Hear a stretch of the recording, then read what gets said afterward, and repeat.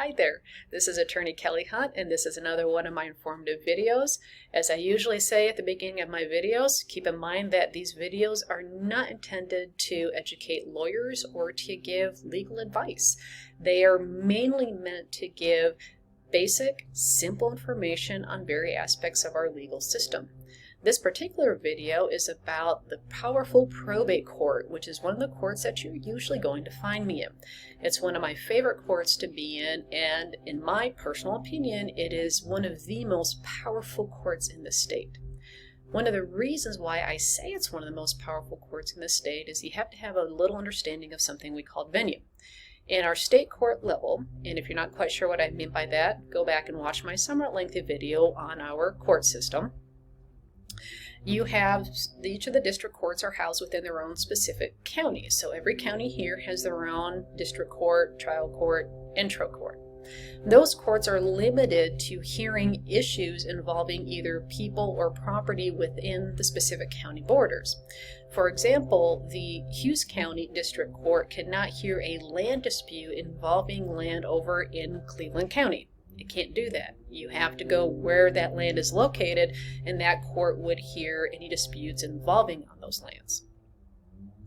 Now, the probate court is one court in the state where it can hear disputes over property located anywhere in the entire state. It can be, a Tulsa County probate court can hear or decide issues relating to, ownership or distribution of property held in Oklahoma County, Cleveland County, Hughes County, any of those types of counties, which in my mind makes it so powerful because of the amount of reach that the court has.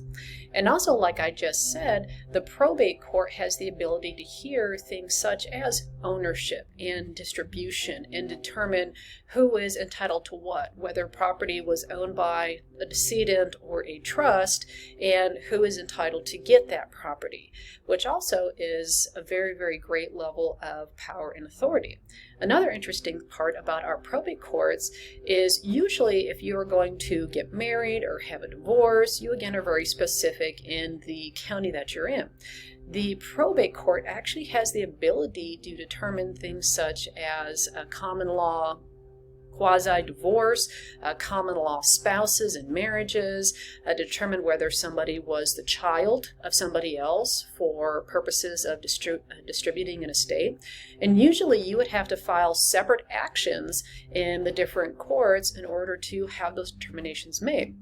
But the probate court in one proceeding can actually hear and determine all of that, which is, again, one of the reasons why I say the probate court is so powerful, because it's all-encompassing in the reach across the state and also the different types of issues that the probate court can hear.